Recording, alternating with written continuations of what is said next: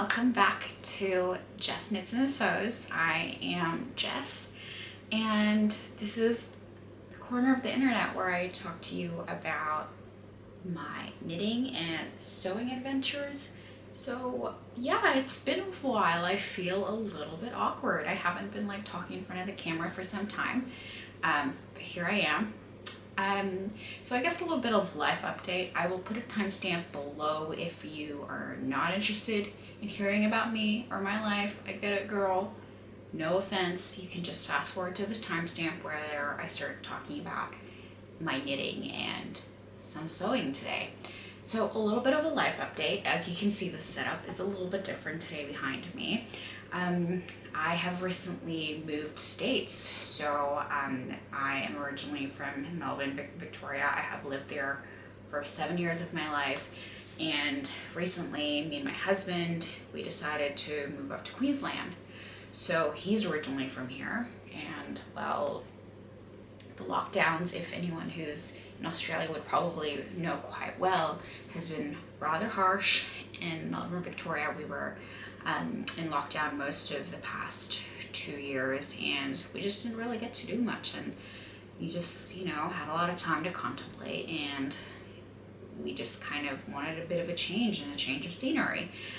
Not that COVID doesn't exist here, it exists everywhere, but anyways, we decided to come up here, and it took a while to kind of pack all our stuff and put it on a truck, and then there was all this flooding happening in Brisbane, Queensland.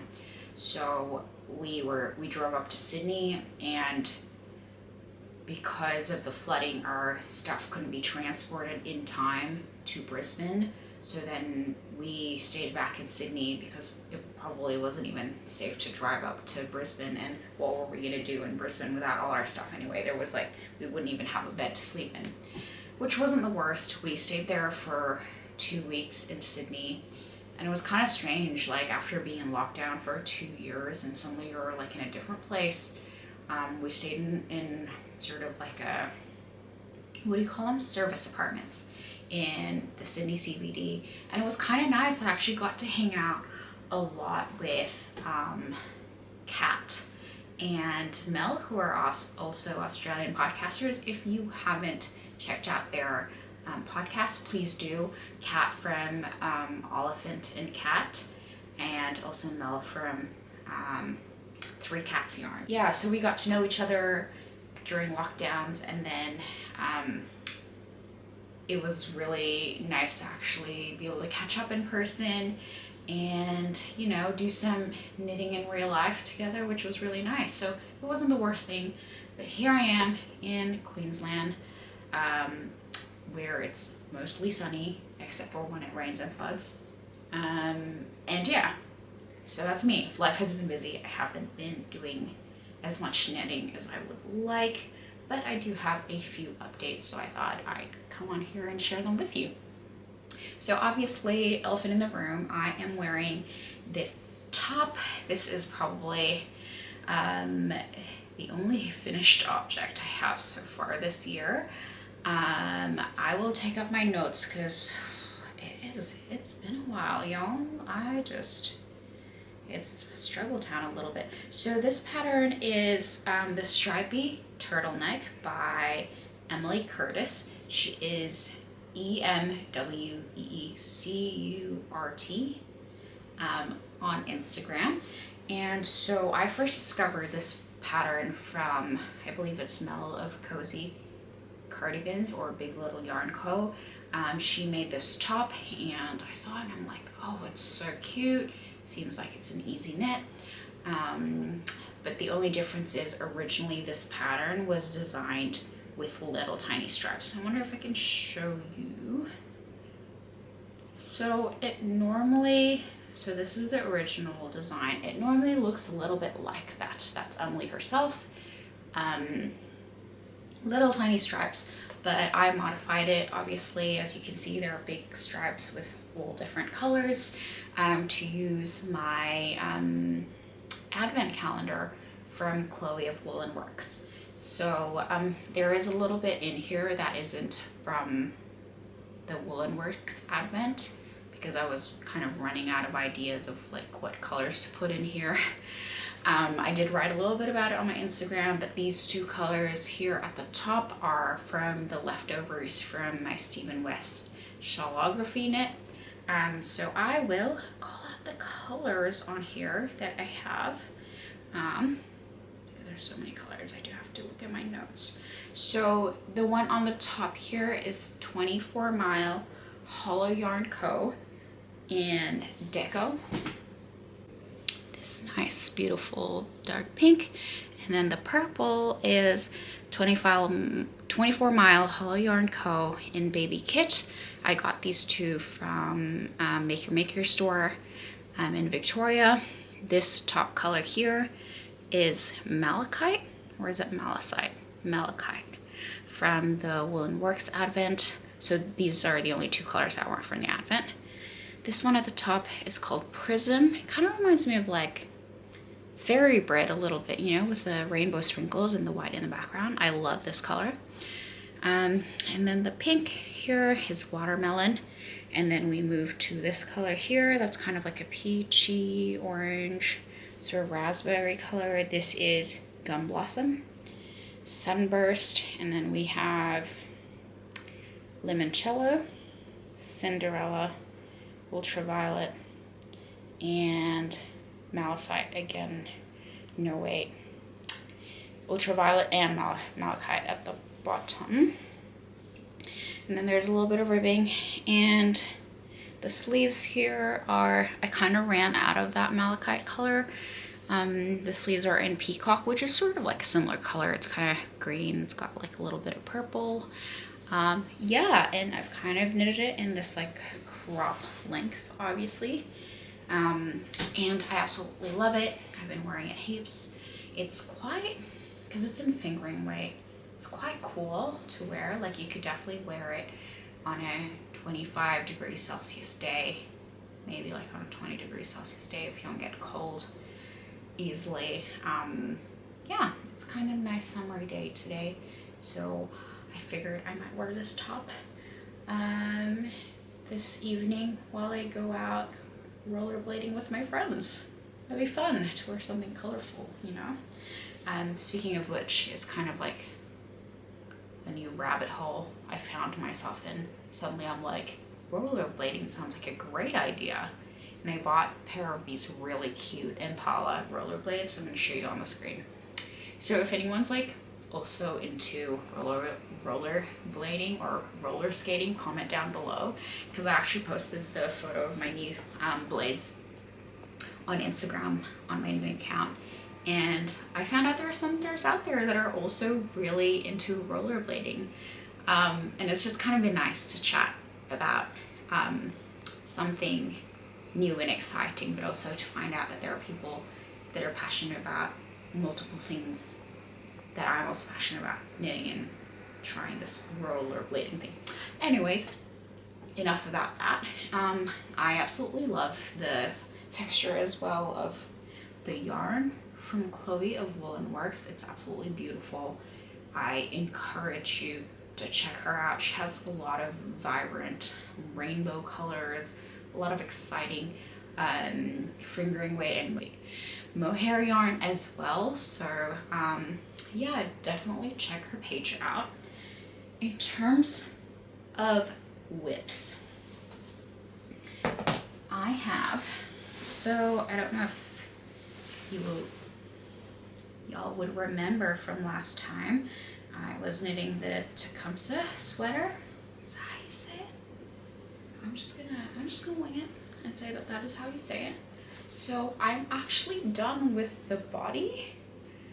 It's a DK weight sweater, color work, and it's coming along. It's a fairly fast knit, I would say, in comparison to fingering weight and knitting, obviously. The majority of the sweaters I've done are either for color work are either fingering weight or sports weight. So this, in comparison, knitted up a lot quicker. However, I would have to say that because most of the fingering sport weight colorwork sweaters I've done only have color work in the yoke. This is like a full body, full sleeve sort of color work sweater, you'd probably find that it might take a little bit more time than you would have imagined on a DK weight sweater. Notes about this: it's knitted in Bendigo woolen mills, DK 8 ply in black, and so this mustardy color, can't remember the colorway, but it's something like golden oak or something. It was sports weight yarn that I've held together because it was leftover yarn from a previous sweater that I've knitted, also color work. Similarly, the white was also from a previously knitted sweater, so it's sports weight held together. So I feel like sports weight held together technically will probably be 10 ply. So there is definitely substantial like thickness in there, I want to say, but it doesn't really bother me. Like, it's not that big of a deal, and I feel like after I wet block it, just no one would notice, and I don't really mind. However, I'm very unmotivated to finish the sleeves. As you can see, I've knitted a little bit on the sleeve, but also I didn't really read the instructions very well, and I didn't do the sleeve decreases, and somehow the color work chart started to not make sense and the pattern didn't come together, and I kind of had to unravel and I gave up a little bit. Also, another whip is these really fun stripy socks. These, the yarn is Knit Picks in their sock yarn. Can't really remember the name of the style exactly, but I'm sure you can find it online. And the colorway is Game Over. So I knitted the cuff in 2.25 millimeter needles and the body in a 2.5 millimeter needle.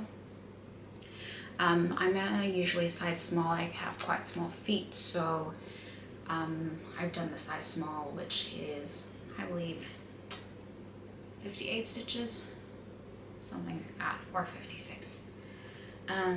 Yeah, and this is the first time I've knitted 2 at a time with longer needles, and honestly, I've really loved it. It knits up really quickly, and it's good to see the progression of both of them at the same time, and both of the colors working up, and you can see that it matches, which is really great. So if you haven't ever knitted 2 at a time, I highly recommend it. It's really fun.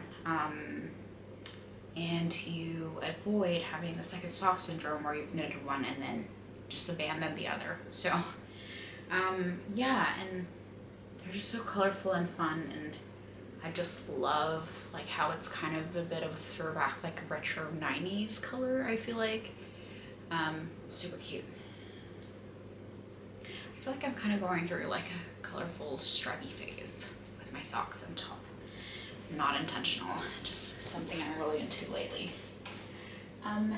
In terms of sewing, so I've gotten back to a bit of sewing recently. So I have this wonderful book from Merchant and Mills workbook, and if you're someone who's interested in building your own sustainable, you know, your own handmade wardrobe, this book is perfect for you. It's got some really simple, so let me just show you real quick. So when you open it, it's got like this little cardboard compartment here where all the paper patterns are kind of folded inside, which makes it really easy. I always feel bad when there are books where the paper patterns are also part of the book, like, and you kind of have like a cutting line. You have to cut through the pages in the book. It just always makes me feel really bad about cutting the pages, so you don't have to worry about that in this book. I'll show a little bit of the patterns that are inside. So the garments itself, as you can see, there's like a little bit of like a index here at the front. It's all really like minimal, like beautiful black and white photography. And they're all very simple, like pants and like a long sleeve dress and this wrap top, a tank, which is the one that I'm making. And yeah, it's got like a jacket as well, so it's very simple, very beautiful way to start to build your wardrobe. Because I wanted to make something that was quick and easy and also something that I was going to wear often. I chose to make the bantam vest, if that's how you say it. So it's just kind of really super simple, like that. Beautiful top. You can also make it into a dress and lengthen it if you like. Show you a little bit as to where I'm at. So it's just a very simple, like, top with a curved bottom here. And it's got French seams on the sides. And if you recognize this fabric, so I had some excess fabric from my business, Pompom, and this is one of the fabrics I've used for my designs. It's like this black stripy cotton linen blend, and it's really breathable, really beautiful. And also the finishing at the edges is bias binding. You can see here I haven't really sewn it flat yet, so it's kind of a bit curly at the ends. But as you can see, I'm not done with the sleeves yet. I've just kind of been avoiding having to make my own bias binding. And yeah, and the bottom curved hem is just kind of folded onto itself, and you just kind of sew it onto itself. So that's, I mean, I don't know if that's my preferred method because I find it a bit curly to work with and not super flat. So if you have any tips on how to make that hem a bit more flat on a curved edge, please write them down in the comment section below. Yeah, and so far I'm quite surprised with the fit, because normally with sewing the fit is just like out of control. There's just like so much positive ease, and you end up with a garment that's like way too big, and then you try to size down and it's like way too small, and you have to make a lot of adjustments. With this one, it was like perfect, except for the length was probably a bit too long for me. Then I'm a short person, so I always have to decrease the length by like 2 centimeters or something. I'm only 5'2". But other than that, it's fairly easy to make. I want to show you other designs. This is a different one, kind of similar style but a little different. This is the curlew sleeveless shirt. It's got sort of darts on the side, whereas the bantam vest doesn't have the darts. And the bottom is square, so that's like a little bit of a variation. As you can see, like the darts and the straight hem, so that's something that I definitely would want to make as well. A long sleeve top, oh, so beautiful. And then you have the salt marsh skirt. I just really love the minimalist aesthetic of all the designs in this book. This is the heron wrap top. Also really stunning. You have kind of like a jacket coat there as well. Beautiful. I've never made coats before, or jacket or suit jackets, so that would be really interesting for me to try and make. And they have the striped trousers, which are kind of like a lovely straight pant design with pockets. I love like they show like the inside of the pants and what it would look like. It's beautiful. It's got like a front fly pocket, which is quite challenging to sew. I've definitely done a front fly zipper. Sorry, did I say front fly pocket? Front fly zipper pants, and it can be quite challenging, but lots of fun. So yeah, if you're on a sewing journey to make really nice basics for your wardrobe, definitely recommend this book. Yeah, and next is also another whip, I suppose. This is more of a knitted item. So while I was in Sydney, I want to show some snippets actually at the end of me, Kat, and Mel hanging out and just doing our own thing, because why not? I thought it'd be fun to feature them on my channel, and also if you're interested in their content, I will link to their YouTube podcast down below in the comment section. So Kat is a knitwear designer. If you're interested in her design, she's also even got some free patterns on her page, so definitely check her Ravelry page out. And Mel herself from Fur Cat's Yarn is a yarn dyer, and I actually got to buy some yarn off of her while I was there. So you may have already all have heard and seen the Pompom magazine, the latest edition. That's all the rave at the moment. And I tried to prevent myself from buying the book, but I just could not, because my rule usually is with books is that I have to like most of the patterns on the book, like more than half of them, for me to actually buy it. Because I find sometimes like I buy books and I'll knit one thing out of it and then forget that it exists and just not ever use or reference the book ever again. But with the Pompom magazine, the latest edition, I find everything on there is just such a dream. So I bought the PDF version because I just like to reference pattern mostly on my phone or iPad. It just seems to work out better for me that way. And I am currently knitting the Cloudbow top. Can't remember the name of the designer, but I will link it down below somewhere. And I've just kind of knitted up the front bit just a little bit. It's knitted in mohair, one strand of mohair with 6.5 millimeter needles. I'm using the Xiaogu interchangeable set, of course. And the colors are, oh, and this is so dreamy. I love it so much. They're so squishy and soft. The one on the bottom is Soft Peach by 3 Cats Yarn, and the top one is Sweet Pea.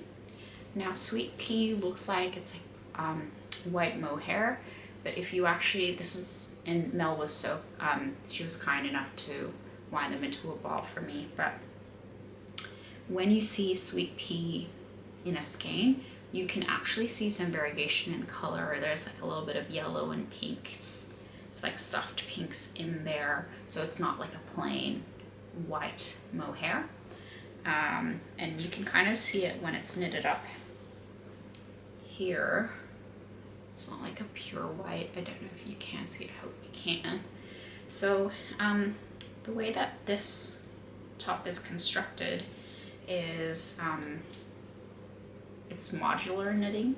So you kind of knit sort of like a rectangle for like the front, and then another one for the back, and then you pick up some stitches on the side, and then knit sideways for the sleeve, and then pick up stitches around, I believe, the waist or underneath the bust, and then do the peplum bit at the bottom.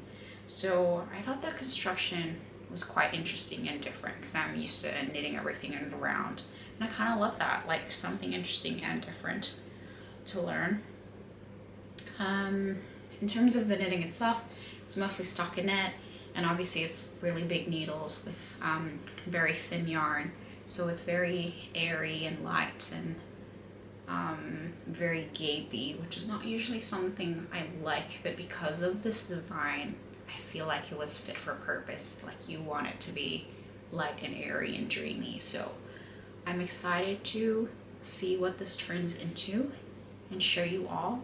And yeah, if you buy yarn from Mel, they come with these like little tiny cute stitch markers. This one came with a soft peach. It's like a little heart shape, so cute. And then the sweet pea one came with a matching little cloud stitch marker, also really adorable. So definitely check out her page to see what yarn she's got in stock. It's absolutely beautiful quality and beautiful colors. And yeah, that's it from me. And I hope to see you next time. Thanks for hanging out. Bye.